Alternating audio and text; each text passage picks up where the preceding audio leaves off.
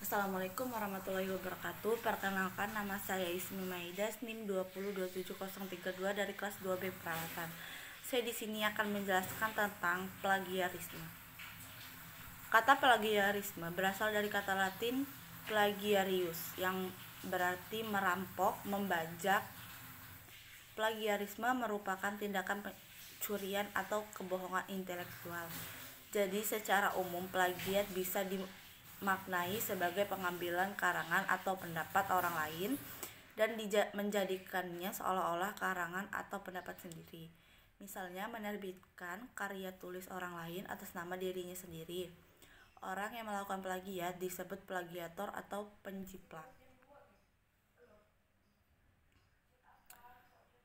Ruang lingkup plagiarisme dirangkum dari Peraturan Menteri Pendidikan Nasional Nomor 17 Tahun 2010 dan menurut Seolistio 2011 dalam Istiana 2014 adalah sebagai berikut. 1. Mengutip kata-kata atau kalimat orang lain tanpa menggunakan kata kutip atau tanpa menyebutkan identitas sumbernya.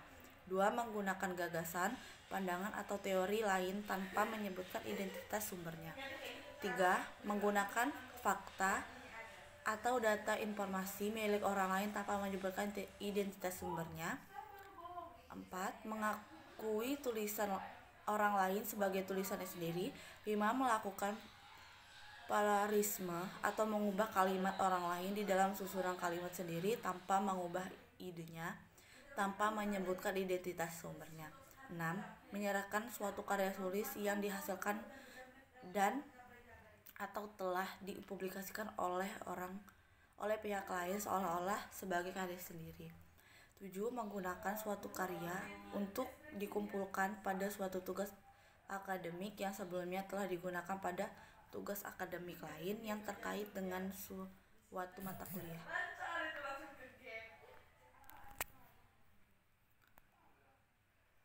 Beberapa tipe plagiarisme yaitu yang pertama, word of word plagiarisme, menyalin setiap kata secara langsung tanpa diubah sedikit pun.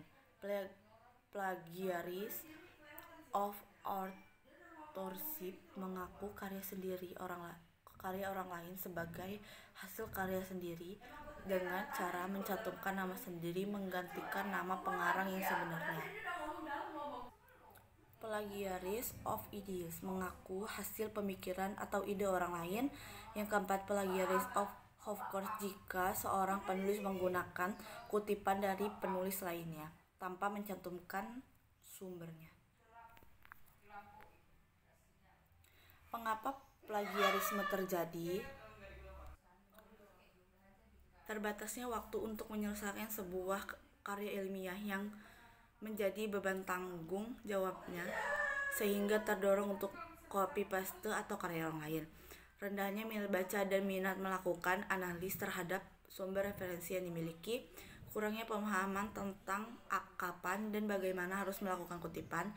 Kurangnya perhatian guru atau dosen terhadap persoalan plagiarisme.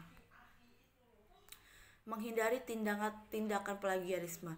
Berdasarkan Permen Nomor 17 Tahun 2010 disebutkan beberapa upaya menanggulangi serta bentuk pengawasan dan tindakan plagiat di lingkungan pendidikan, yaitu yang pertama, karya mahasiswa atau skripsi, tesis, dan disertasi dilampiri dengan surat pernyataan bermaterai yang menyatakan bahwa karya ilmiah tersebut tidak mengandung unsur plagiat.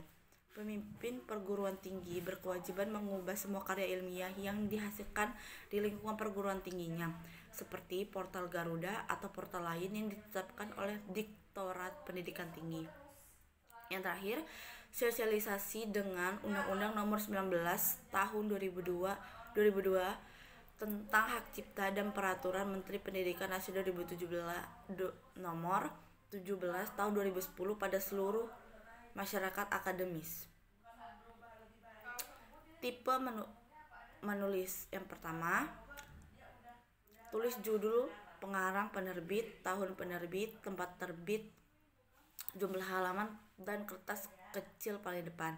Setelah selesai membaca buku, fokus pada catatan. Yang ketiga, kembangkan kalimat sendiri dan catatan yang dibuat. Keempat, tuliskan sumber kutipan. Yang terakhir, untuk lebih meyakinkan bahwa tulisan kita jauh dari unsur plagiarisme, dapat menggunakan aplikasi atau software untuk mengecek tingkat plagiarisme tulisan yang sudah dihasilkan.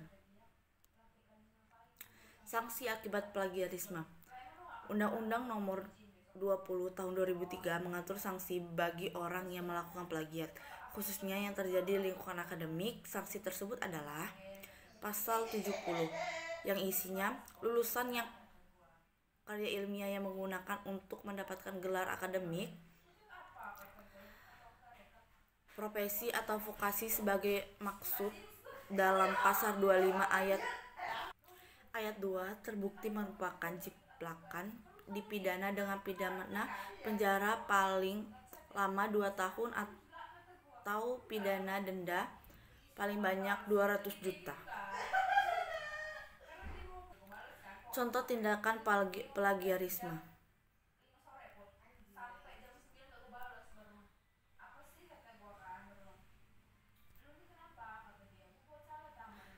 Yang pertama, mengakui tulisan orang lain sebagai tulisan sendiri, mengakui gagasan orang lain sebagai pemikiran sendiri, mengakui temuan orang lain sebagai kepunyaan sendiri.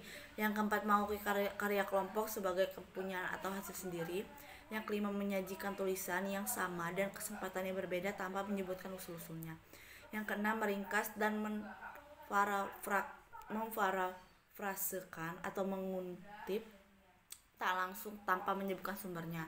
Yang terakhir, meringkas dan memparafrasekan dengan menyebut sumbernya, tetapi rangkaian kalimat dan pilihan katanya masih berlaku sama dengan sumbernya.